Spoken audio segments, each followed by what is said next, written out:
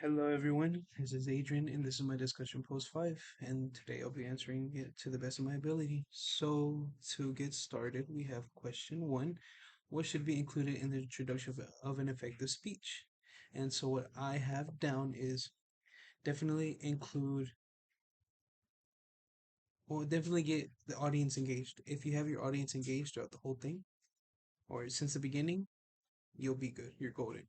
So, what does that mean? Have a hook, have an effective hook. And once you do, you won't lose your audience.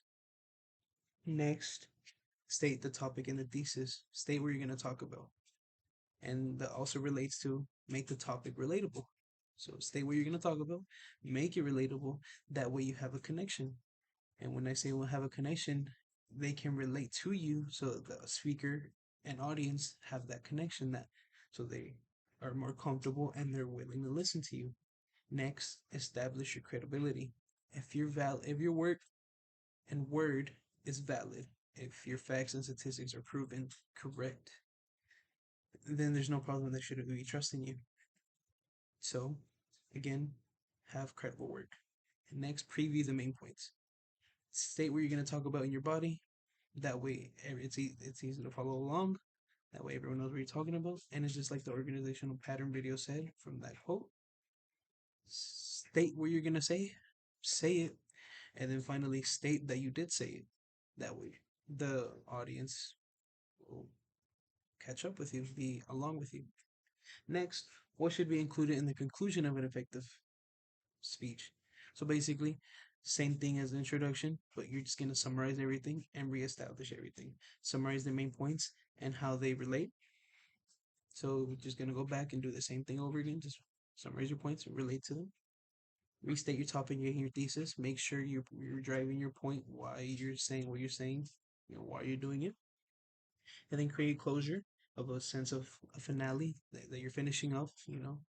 That way they know that you're not going to talk forever, and then and of and then finally leave them thinking. If you leave them thinking, they will for sure remember you. Leave them with a question or just a life lesson. Just leave them thinking. And then finally, the third question: thoroughly describe 3 different organizational speech patterns. My first one is chronological, and basically, it's information in the speech that follows a time frame.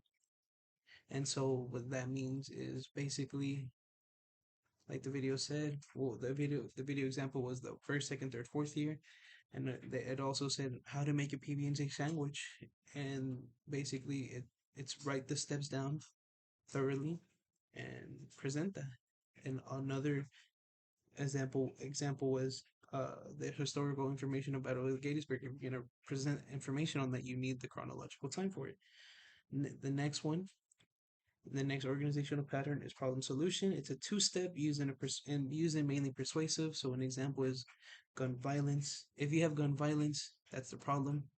Then that your solution could be have more gun restrictions. Finally, the last organizational pattern is pro con. It presents good and bad aspects of a topic, so positives and negatives. So the example they used in the video was homeschooling. If there's pros to homeschooling and there's also cons to homeschooling. And so that's my discussion post 5. Thank you for listening and good luck to everyone. Bye bye.